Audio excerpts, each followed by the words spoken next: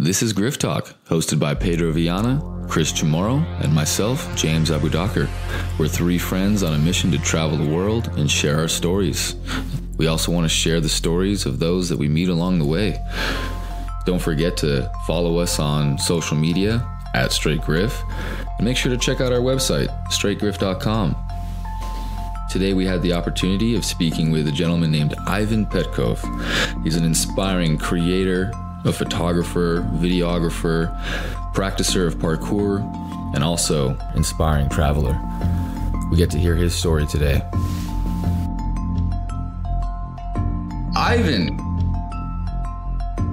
And your last name is Petkov? Yeah, Petkov, P-E-T-K-O-V. Awesome. And you're living in Coventry, UK right now. Yeah, so I've lived here for 3 years now. Originally, I'm born and raised in Bulgaria. That's, do you know where Bulgaria is, actually? Yeah. Really? Yeah, it's a nice country, a bit small, really beautiful and has a lot to show to the world. That's awesome. What city in Bulgaria are you from? It's a small city in the middle of the country called Stara Zagora. In translation, it means like an old Zagora, and basically the city produces really tasty beer. Actually, one of the best beer in the country. Okay, that's we're big fans of beers here in Portland. So pretty cool. I assume. Portland has a lot of craft beers as well, so I think that you should come by and try some of our beers sometime. You have a place to stay at least. Some people we could always show you around. If you're a fan of beer. Yeah. That sounds fun. So, what is? Yeah. You can continue. Sorry. As you said, beer. I'm a bit, curious. What actually is the biggest percentage of beer? Alcohol in a beer in a country. So it's funny that you asked, because last night I had a beer it's a local brewery off the coast here of Oregon. It's called Pelican Pub. I had an IPA, an Indian Pale Ale, and it had 9% alcohol. So 9. Yeah. So usually though, so like a Pilsner here will have, 3.5 to 5% alcohol, but then you can get craft beers that can have, I think all the way up to like 9.5 alcohol percentage. So, wow. It's not like, let's say, what's like a Newcastle or a Stella or anything like a, Guinness, Heineken, they're all hovering around that 4.5. So yeah, it packs a punch. And it's for how much alcohol it has, it's still a really smooth flavored drink. So I definitely, we'll try it if you come. If you come here, we'll try it. Write it down. I have a couch for you to stay on because you might need it after drinking a couple of those. Oh yeah.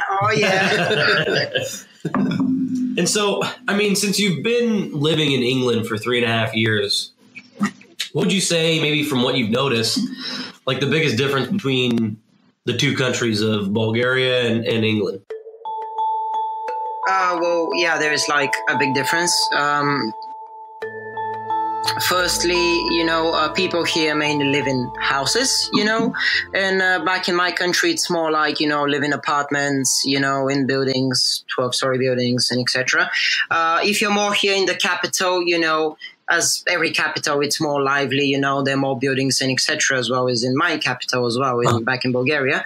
But basically the difference is with people as well. Here people, in both countries, they're friendly towards people that are from other countries, tourists and etc. But it's a bit different when you live in the countries. Like, for example, when people get to know you here, when people get to know you there, it's like a different experience, because the people have They are different people, you know. That's what I meant, actually. And the main difference, I think, is in actually cost of living, actual living, and how you can earn money with your craft. Like, you know, I'm an artist and I earn money with my craft. And people here actually respond and have that budget to give money to your craft more than in my country, because, you know, my country is a bit poor than if you make like a contrast between UK and Bulgaria, you know. No, that makes total sense. Yeah. And I have to say, the art that you've been doing, at least from what I've seen on the Instagram account, awesome pictures. There's a couple on there that I don't even know how you took those. They're so amazing. So keep doing what you're doing. I think that from a personal standpoint, like, you do have almost 40,000 followers, so there are quite a few of us out there. Oh, he's got 43. Oh, yeah, 43. They must have changed 43. Last time I checked, because I swear you had like 39 point something. Yeah. So you keep growing, man. You keep growing, so it's pretty awesome. Yeah. Keep it up. So thank you.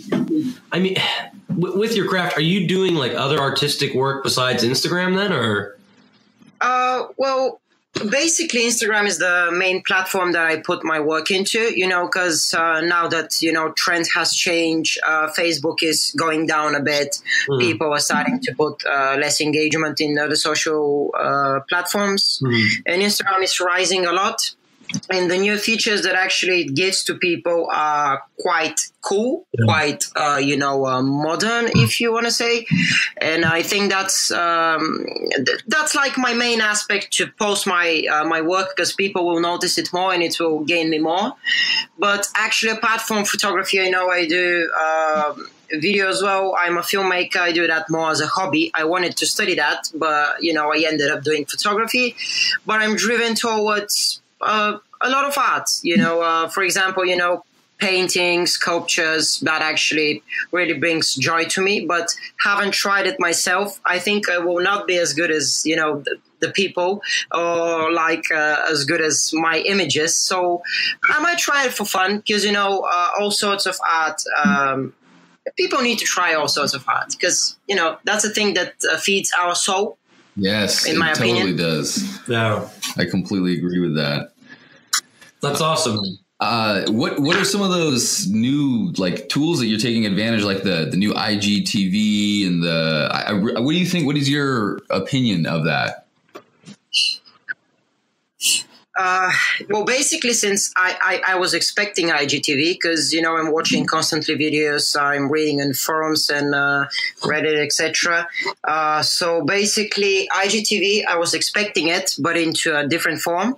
And now, since it rolled out like this, I think I'm a bit missing the wave, though, because I'm focused now on images a bit.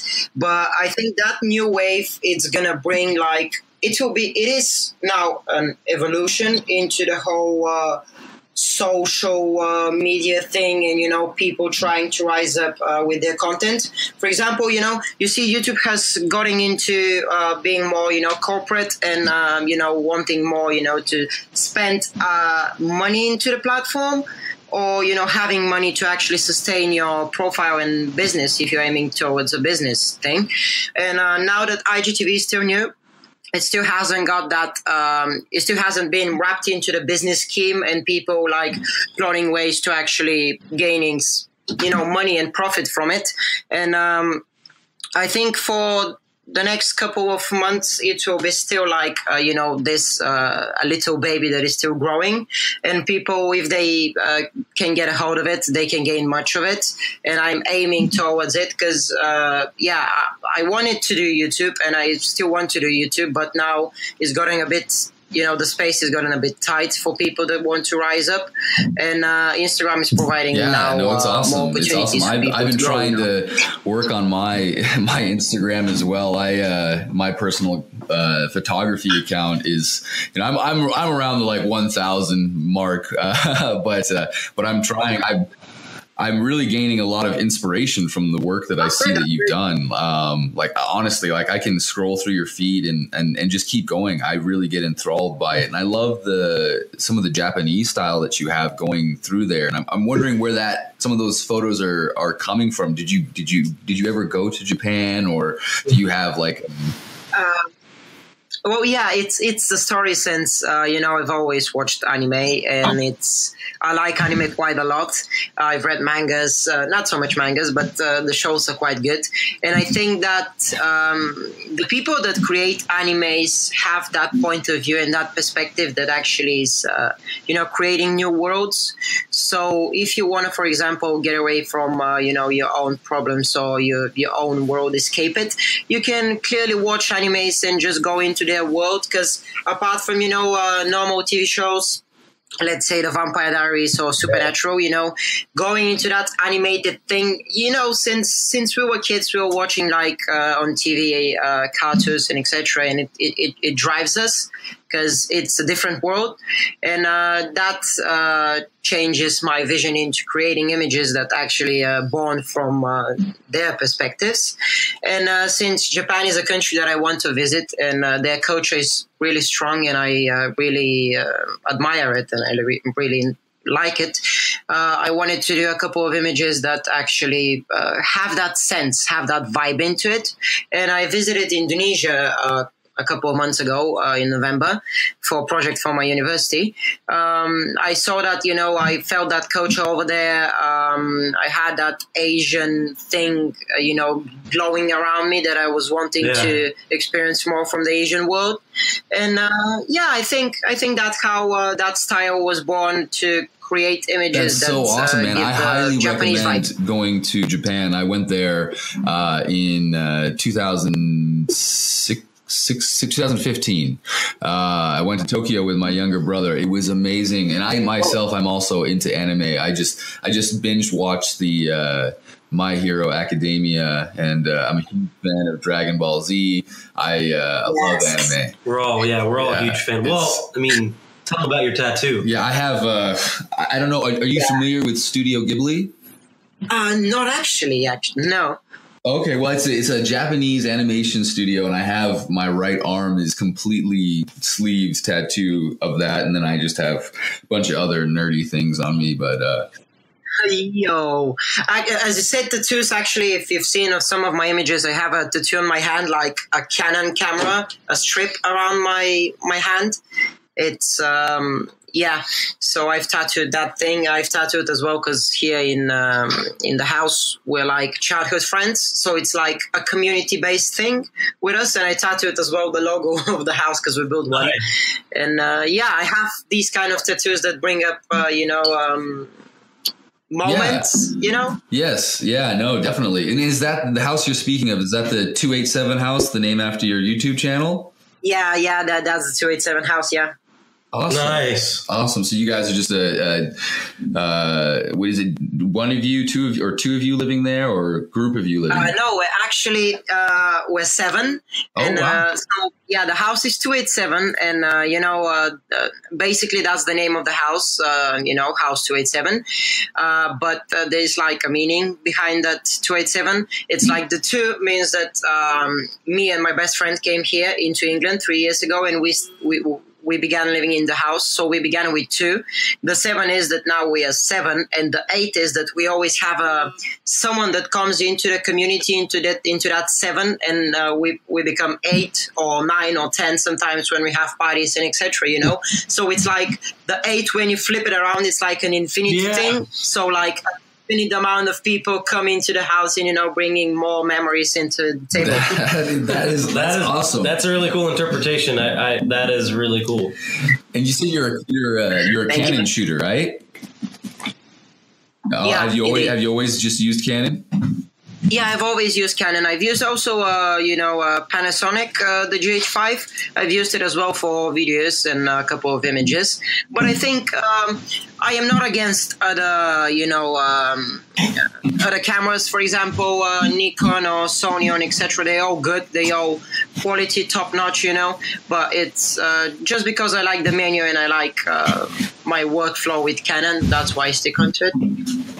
Yeah, I know we got to find what we're comfortable with. I personally, I've only ever used, I just got myself an Icon recently, and it's good. I just don't know anything different. I've never used a Canon, but a lot of people love the color science that Canon has. Yeah, it's a bit, more contrasty, and it has like vibrance into it sometimes. It depends as well on the light, and it depends on the places that you shoot and how you put the settings on your camera. But yeah, it does have a bit of a difference. I'm looking through your art here. Do you do a lot of post production, like in Photoshop or Lightroom? I can't use actually Photoshop. I can crop stuff and, use a couple of tools just to, basic things. I only use Lightroom, and the things that I play with are only the colors because, I want to change the colors. I want to change the vibe into the picture, make it a bit more contrasty, put some more green into it if it needs to, just these kind of stuff, bits and bobs. But all of the images, like the concept and the whole shot into it, it's just done on the go. Oh, wow. That's amazing. So you probably do a lot of planning into each of your shots. Sometimes it involves planning, and sometimes it's more like I say, guys, just give me, how are you feeling at the moment? They just say, well, I feel a bit inspired because, in the morning I watched a video of guys doing flips. And I say, okay, just bring me a movement that, that brings that feeling into it.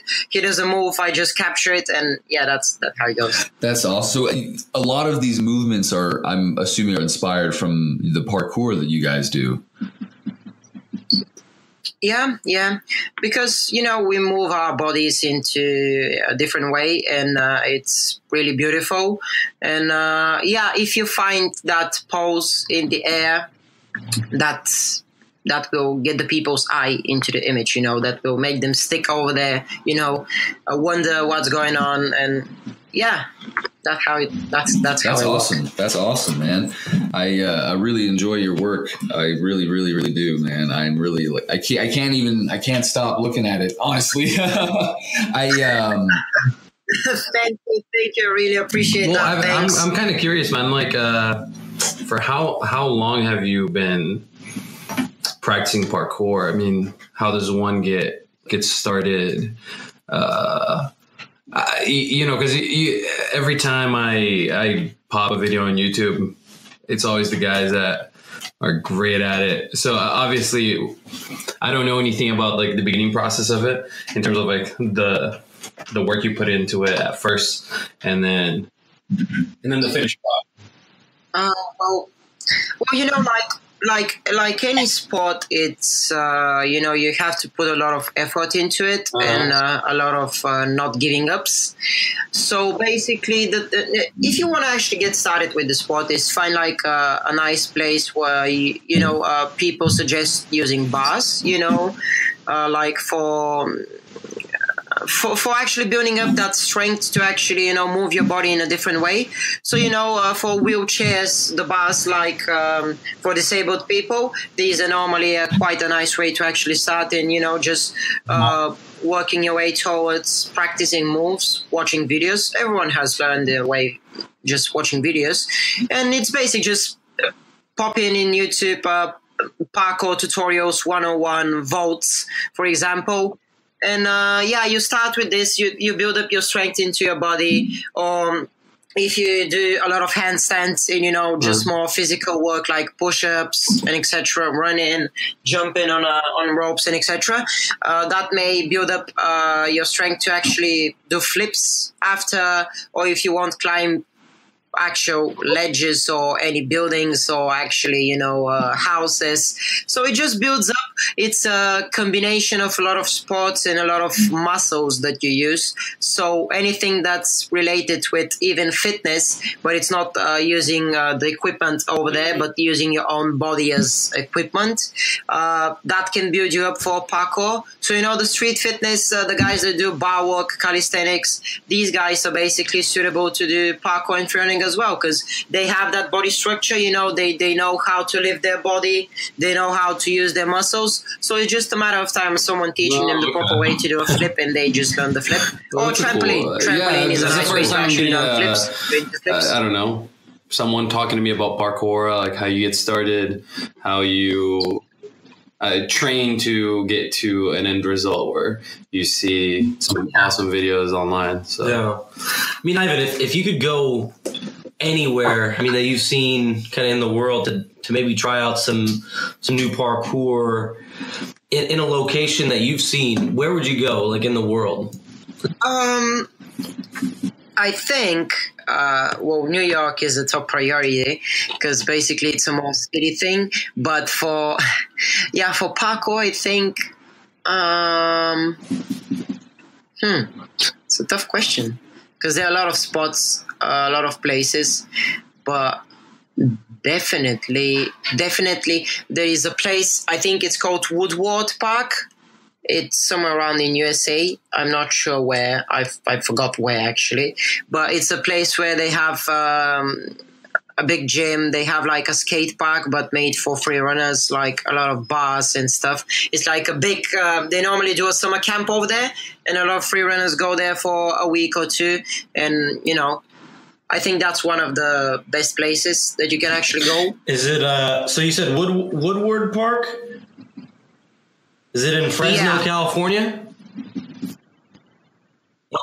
Yeah. Okay, I just looked it up. Think. Yeah, I'm just looking at it right now. Fresno on the map. Who would have thought? That's pretty cool. I didn't know that. Yeah. Well, he said Woodward Park, and that's the number one place that was brought up on Google. So, yeah, it looks like it has a huge park there. It actually looks really cool. That's awesome, man. Well, I haven't even been to New York, so everybody wants to go to New York, I feel like. And it's funny that I know previously you'd mentioned that you'd been, to Japan and everything. And he wants to go to Japan. You want to go to Japan? Yeah, I'm sorry. I misheard you, I guess. I thought you said you'd been to Japan. It's our goal to kind of go to Vietnam and Thai. I mean, is there somewhere in maybe Asia that you've been looking at to go next? The Philippines are quite nice. And since, I've been to Indonesia, I visited Bali, and I got that vibe of actually, tropical places. Yeah. So I think Philippines, because it's as well cheap, because Indonesia is really cheap and Bali is really cheap. And Philippines as well is not so expensive, but it gives really beautiful sights, to people. So I think Philippines as well is a must. Yes. Also, probably, as you mentioned, Vietnam. China is really interesting, but not for, that tropical thing if you're looking for it. These countries are nice. Yeah. Yeah, man. I went to the Philippines in March, and it was amazing. Beautiful place. Oh. Do you have any tips for him if he wants to go there? Yeah, just plan 5 hours ahead to do anything in Manila. Because traffic makes London look like I don't know. How bad is traffic in Sofia? Traffic is bad if it's peak time, but it's normally bad. But I know actually what you mean, because in Bali, traffic peak time was whoa, like as a tourist, it's a trip to kind of like look at it and enjoy it for what it is. But having to, I don't know, it'd be hard to deal with that every single day if you're living in Manila. Yeah. But as an attraction, or if as a photographer, it can be a cool experience if you just take it for what it is. So yeah. Well, we don't want to take up too much of your time today. I have one last question for you. Kind of. What would you leave for new, starting artists and creative people out there as a recommendation or tips that they can have to pursue their careers? Well, I can give many tips, but the most important ones are content is gold. Content is key. If you have the content giving it to people to actually, enjoy it, you will succeed. But also bear in mind that there are a lot of people that want to break you. There are a lot of people that will say that that's not good and that's, not the right way to do it. So you have to say fuck it to these people, say yes to you, keep wanting what you want in, making the smart choices. And also do not be afraid to fail and do not be afraid to make mistakes, because basically with mistakes, that's how we learn and that's how we grow. So making mistakes is the right way, if you want to say. But I believe that there is no right and wrong in life. You just need to, keep on going. That's how it is. That's awesome, man. Oh, man. Yeah, I couldn't have said it any better myself. Well, that's amazing. I mean, 99% of people, the reason why is because they get to a point and it's too hard. And so I think you saying right there, just keep going, fuck what anybody thinks. I mean, it's tough. Did you have a lot of support in the beginning from family and friends? Because we've noticed, I mean, we have some support, right? But how much support did you have in the beginning? Well, I had the normal support, like, you have that small circle of people that actually know that you're doing something new, that you like it, that you're passionate about it, and will help you of reaching your goals. And they always stick. These people always stick. And, I started from complete nothing, and I'm onto that Instagram grind, if you want to say, and making my art being noticed for a couple of years now. And the past 2 years actually were the years that actually I formed my craft. I battled between many yes and no's, and I've been scammed from people as well. I've been told that my work is not good enough as well.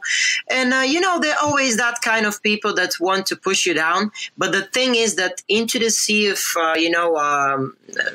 small fish and fish that want to bite you, for example, sharks, they're always the ones that will, the dolphins that will help you out and lead you towards, that's awesome. The shore. Well, everybody who is listening in to our podcast, you guys definitely, you need to go check out Ivan's work. It's at Ivan_Petkov on Instagram. We'll have a 287 House on YouTube. Is there any other social media platforms that you have, Ivan, that you want to shout out right now?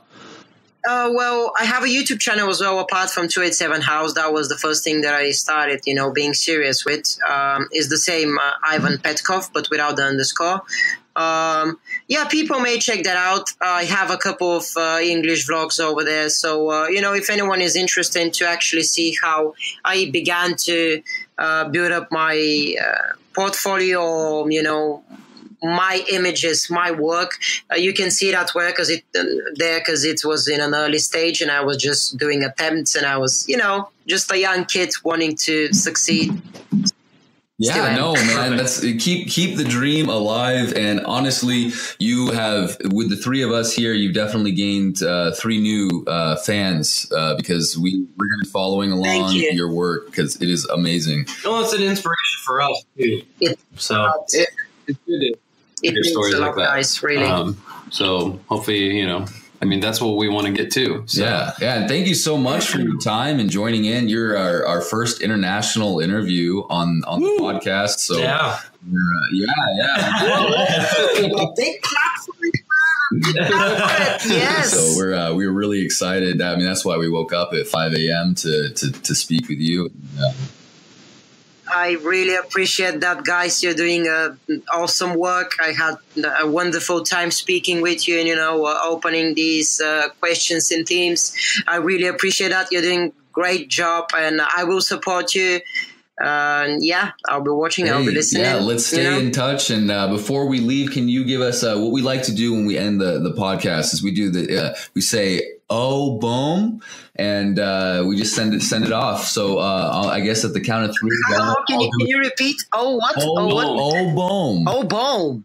Yep. Boom. Yep. There you go. So we'll go on the count of 3. We'll go and all say it together. All 1, 2, 3. Oh, boom. Oh, boom. Totally out of sync. All right.